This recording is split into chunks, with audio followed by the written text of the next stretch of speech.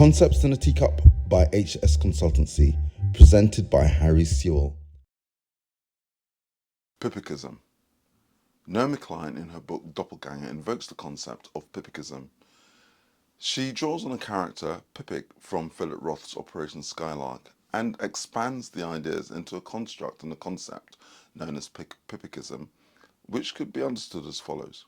There are theories, frameworks, principles, concepts, constructs that emerge from the left, i.e. those who pursue fairness, social justice, the removal of inequity in society. And those languages, etc., have been either co-opted by the right or mocked and ridiculed and diminished to the point that those on the left no longer feel able to own them. One of the consequences of this is that those voices that are oppositional, i.e. those voices that are not that interested in attending to the needs of the most vulnerable in society, or they're not that interested in pursuing social justice and equality, can speak with impunity in a way that they might not have been able to do previously, because those on the left stand a bit more silenced because their voices, their language, their theories, their constructs and frameworks have become so tarnished that many people no longer feel able to own them and embrace them and to use those in arguments, those kind of voices of resistance. Take EDI, just as a straightforward example, equality, diversity and inclusion, or equity, diversity and inclusion. In the States, that would be referred to as DEI. There would have been a time where it was well understood that there are some groups who experience detriment and disadvantage in society, and that it was reasonable to identify obstacles and barriers to fairness and to attend to those, either in society or in our public services or in commercial organisations. EDI seemed reasonable and sensible. But one thing that's happened is that the language of EDI has been spoken about in such disparaging terms and has also been oversimplified, so the nuance has been removed and it's spoken about as something that is kind of a maniacal desire to focus only on identity at the expense of everything else. And that argument seems to have been won to the point whereby those who might previously have adhered to ideas around EDI no longer feel able to speak in those terms. Or you could kind of take critical race theory as another example. Critical race theory has been lambasted and oversimplified as ridiculous ideas, purely Marxist leaning ideas.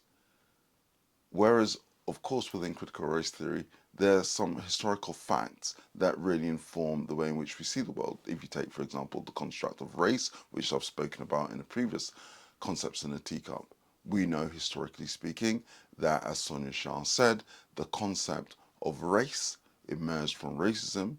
It isn't as though there were races and that it's always been recognized and then people began to hate each other.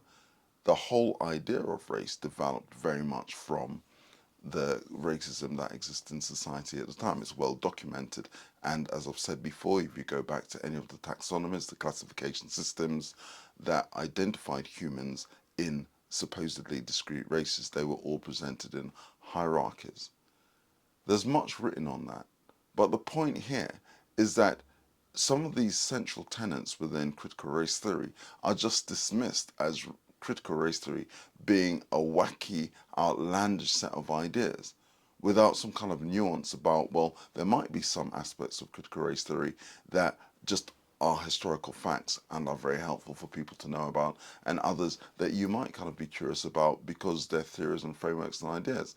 But to just group them all simplistically as something which is abhorrent and out of step with logic is to oversimplify something in the way that we wouldn't do with something like, I don't know, psychoanalysis, that you wouldn't dismiss the relevance of human beings talking to each other just because you think that some aspects of psychoanalysis aren't really attuned with your way of operating in the world. But that's what we often do with theories of ideology or frameworks that we have no truck with.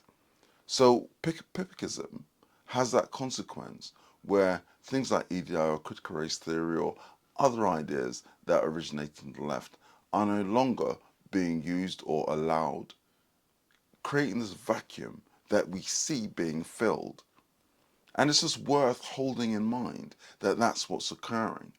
And either there needs to be new languages to form acts of resistance, or to not allow Pipicism to take over and for us to distance ourselves from values that make sense around fairness and social justice, but to resist the Pipicism itself and to reclaim the language, to clarify where there's nuance, to clarify where ideas and constructs are a broad school, and to be bold enough to say, yeah, we're open for the debate about the areas that we might want to look at. We're open to identify aspects that could do with some further work.